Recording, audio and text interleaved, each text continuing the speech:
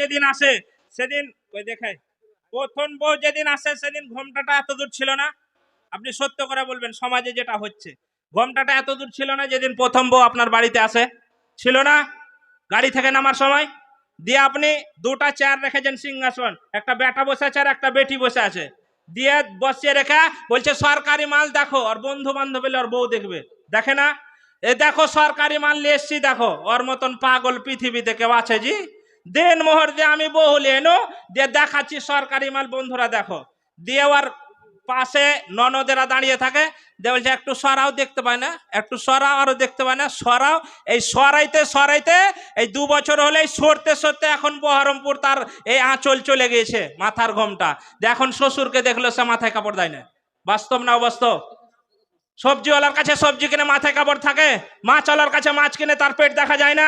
কার বৌমা ওগুলো? আমি ফারাক্কা থেকে আমার গাল আসে না আপনারই? আপনি তো আগে খারাপ করেছেন ওই বউটাকে, তার জন্য আজকে ভাত পান না বাপজি। মা, আপনাকে আমি জোড়া হাত করে বলছি, আপনার বেটার বিয়ে দেওয়ার সময় আপনি চিন্তা ভাবনা করবেন। আল্লাহ নবী বলেছেন তুমি দিনদার দেখো, দিন দেখে নিয়ে আসেন মেয়েটাকে, যেন নামাজ পড়ে পর্দায় থাকে। আর সেগুলো তো দেখেন না, আপনি টাকা পয়সা দেখে বিয়ে দেন, বিনা দাবির বিয়ে দেখে। জমি জায়গা আগে হিসাব করে বেড়ায়, কয় কাঠা তার জমি, কয় বিঘা আছে, 10 বিঘা আছে তো, হ্যাঁ বিনা দাবি, জানছে তো বিয়ের পর পাইবে। এইরকম করলে আপনি কোনোদিন শান্তি পাবেন না, কোনোদিন শান্তি পাবেন না। আবার সমাজে আর একটা অশান্তি চলছে। কিছু হাজি আছে দেখবেন হজ করতে যায়, বেটার ঘে ওই 5 বিঘা জমি বেটার ঘে নামে দিয়ে চলে যায়, আর বেটি রেখে কইছে তোদের নামে দোয়া করে চলে আসবো, মাথায় হাত দে।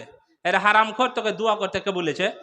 তুই আগে তার জমি ফেরত দেন। এরকম নেই হাজি সাহেব? আপনাদেরকে নামে হয়তো না, আমি বলছি এখানে নেই তো। দোয়া করে দিব তোর নামে, তোকে দোয়া করতে কে বলেছে? আগে বেটির জমি ফেরত দে, তারপরে দোয়া। অনেক সুদখোর হজ করতে যায় না, সুদের টাকা খাটিয়েও বড় লোক হয়েছে, হজে যেছে। আল্লাহর কসম করে বলছি, যদি হাজরে আসওয়াদের মুখ থাকতো মানুষের মতো, তাহলে বাংলাদেশ, ভারত, পাকিস্তানের 99% হাজিকে ওই হাজে আসওয়াদে মুখ লাগাতে দিত না। বলছে তুই সুদের টাকা ফেরত দেয় তারপরে মুখ লাগাবি, তুই তোর বেটির জমি ফেরত দেয় তারপরে মুখ লাগাবি, তুই কার জমি মেরেছিস তাকে ফেরত দেয় তারপরে মুখ লাগাবি, বলতো না? হাজারো মানুষ এরকম দিয়ে হাজি সাহেব এসে হজ করছে। হাজি ফের হ্যান্ড বিলে না লিখলে খুব রাগ।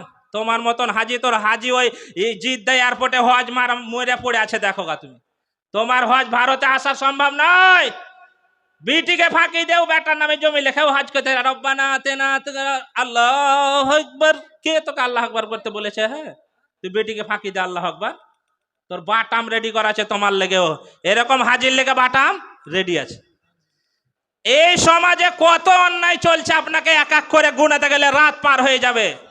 তারপরে সব দোষ মৌলবীর। মৌলবী বললে কেন? এই হচ্ছে আমাদের সমস্যা। মৌলবী বলবে কেন? এমন এমন লোক শোনা যায় যে কোন ইমাম সাহেব বলে 24 বছর এক জায়গায় ইমামতি করছে। আমি ওকে বলেছি যে ইমাম সাহেব নিশ্চয় হক কথা বলে না। এখনকার সমাজে কোন ইমাম যদি কোরআন এবং হাদিসের ওপরে আলোচনা সঠিকভাবে করে, 1 থেকে 1.5 বছরের বেশি একটা মসজিদে থাকা সম্ভব নয়। কেননা 99% কমিটিতে যারা লোক এসেছে তারা মুনাফেক এবং তারা নামাজ রোজার ধার ধারে না। আপনি যদি হাতে গুনতে চান, আমি আপনাকে দেখিয়ে দেবো আপনাদের এই এলাকাতে কয়টা কমিটি সঠিক আছে বলুন।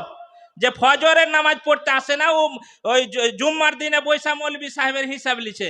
বেতন যদি বাড়াইতে বলেছি বাবজি, তো 500 টাকা বাড়াবে, তো 22টা মিটিং।